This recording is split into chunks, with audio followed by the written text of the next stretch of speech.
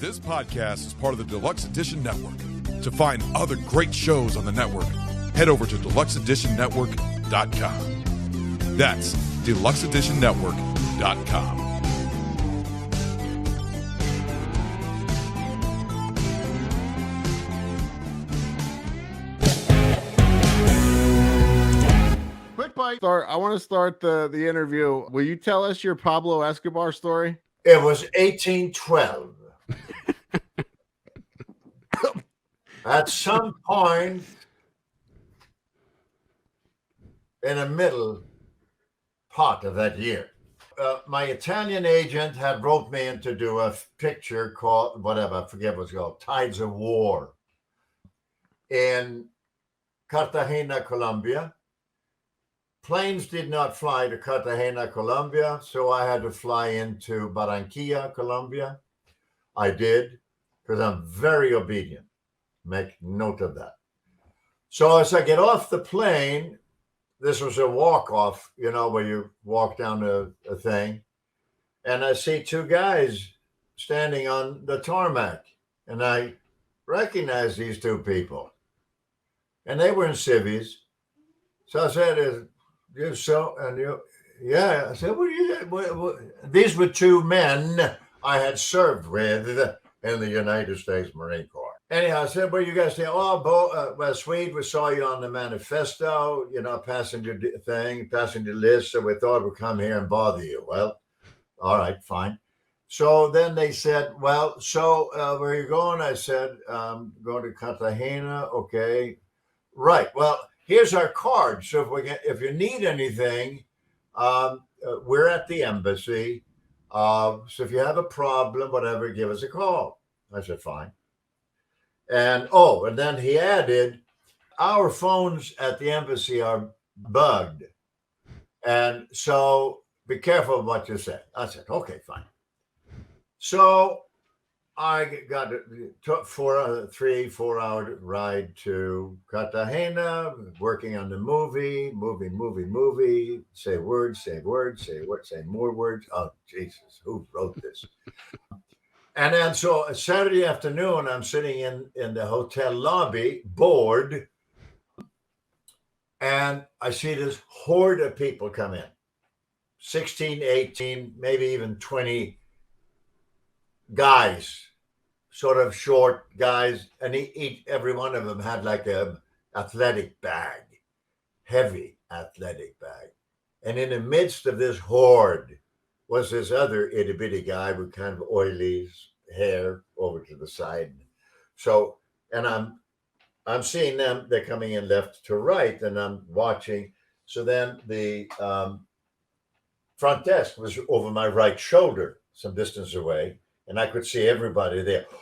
They were all petrified. They straightened out real quick, and it was dead silence. So the horde disappeared.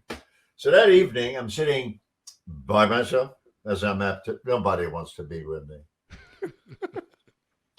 So I'm by myself, having dinner at the hotel, and the hotel's name was Delfini. And anyhow, so I'm just about done, and fabulous.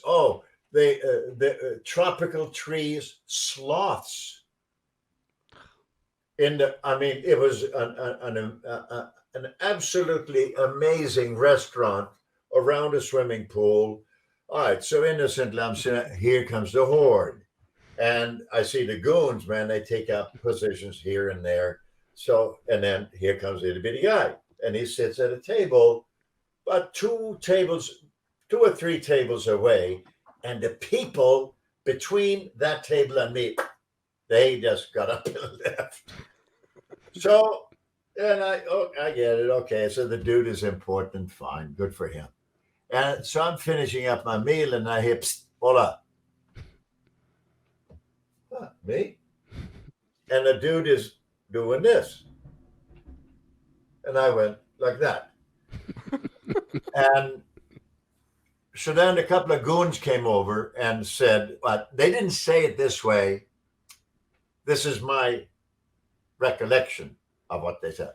"Hola, señor, habla con el jefe." like come and talk to the boss. So I said, well, I tell you what, I'm going to finish my meal and pay, and I'll come over and say hello to him.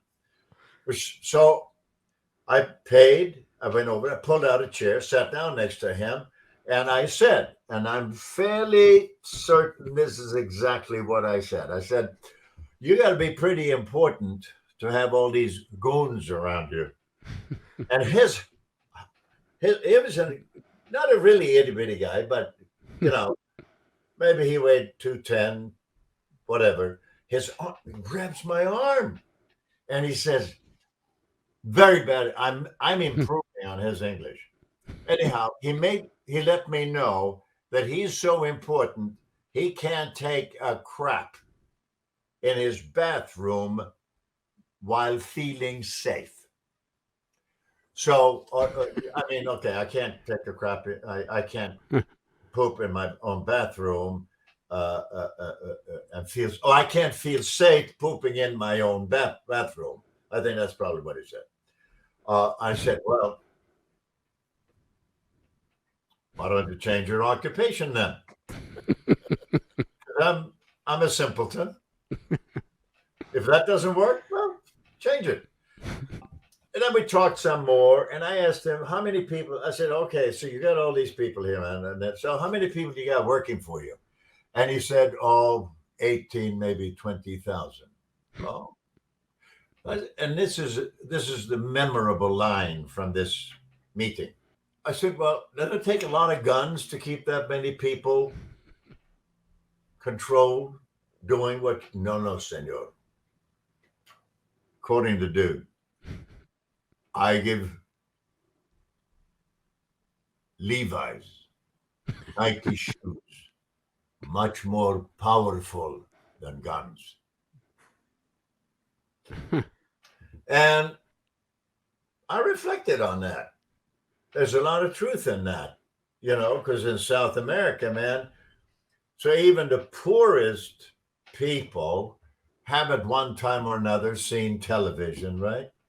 At one time or another, they've seen people on television, whether it's Brad Pitt or whomever, and what do these people wear? Jeans and maybe Nike shoes or whatever, right? So that is a sign of success, of well-being, feel good. So these folks here, okay. So that's how this was, again, this was 88, I think, yeah, I believe it was 88. So that's how he controlled these people. So we talked some more, and right. And it doesn't matter for the purpose of this thing here. It doesn't matter. But he told me he had children and shit, and then he also said he asked me some questions. He asked me blah blah blah, and I said, he asked me if I had animals, and I said, yeah, we actually have 28, 29 animals. At the time, we had a bunch of chickens, and we had 3 or 4 dogs, and as I told him that. Oh, and he told me, I think he said he had some elephants and some hippos. Oh. I don't know how I phrased it, but I think I told him that was dumb. Anyhow, it doesn't matter, guys. I mean, I didn't know who the dude was, but I did. So after a while, I this was going nowhere. I was done with this. So I went up to my room. So I called the embassy in Barranquilla, some hours away. And okay, so I want to talk to, I can't say the name of the dude, my former Marine buddy. I said, I can't. I said, may I speak with so-and-so? Just a moment. Okay. Blah, blah, blah. Okay. That click, click, click, click, click. Yeah. And then he said, so-and-so here. I said, okay. So I said, listen, this is guy I just had a conversation with. He said, and then he said, I don't want to know where you are. I said, fine. Well, I had this conversation with this guy, and I described him, and I said, who might this guy be? So he then, can I swear on your Oh yeah. program? Oh yeah. Oh We're yeah. not faith-based. No. So he said, so this is my former Marine buddy now. He said, and he was from New York. Listen, I don't know who the fuck you are, but don't ever call here again. You got that? Don't ever fucking call here again. Bang. Hung up on me. That hurt my feelings. Because it's now 1:00 in the morning. And I was being curious and nice. So, well, okay. So I went to bed, went to sleep, fell asleep. 4, 5:30, 5:00, bang, bang, bang, bang, bang, bang. So I get to the door and he so both of these guys were there standing there. And I in those days I slept naked. So they looked and I said, oh Jesus, put some clothes on and come. I don't know if they were impressed or felt sorry for me. Whatever. Why is it looking like that? No. Anyhow, so they left. We left. I went in, put on clothes, and he said, "Come on, okay." So we walked out a side stairs, and I come outside the side of the hotel, and I see all these militia guys lining up, M16s or whatever they had. I didn't ask. I didn't go over and look. What do you got there? What's your serial number? I didn't do that. And then, so they had this big ass blue Bronco. And I said, okay, hey, sweet. Get in. So I got in, and it's like 1.5 inch plexiglass inside the window. And it was like closing a safe. It was like being in Wells Fargo, going to a safe deposit. So it was a very heavily armored car. Anyhow, so we drove off, and I said, so what's going on? Oh, well, see, the dude, whatever, he's like one of the most wanted men in the world. And then he said, his name is Pablo Escobar. And what do I know? I'm just an actor. So what do I know? I didn't know anything about that. And so I said, so if he's that heavy, oh yeah, he's possibly the richest man in the world at this point. And yeah, he's heavy duty. I said, oh, okay. So, being a little selfish, I said, well, so am I in trouble? And they said, oh, no. If he knew you had called us, you'd be dead by now. Okay. So they drove me around Cartagena, and that was it.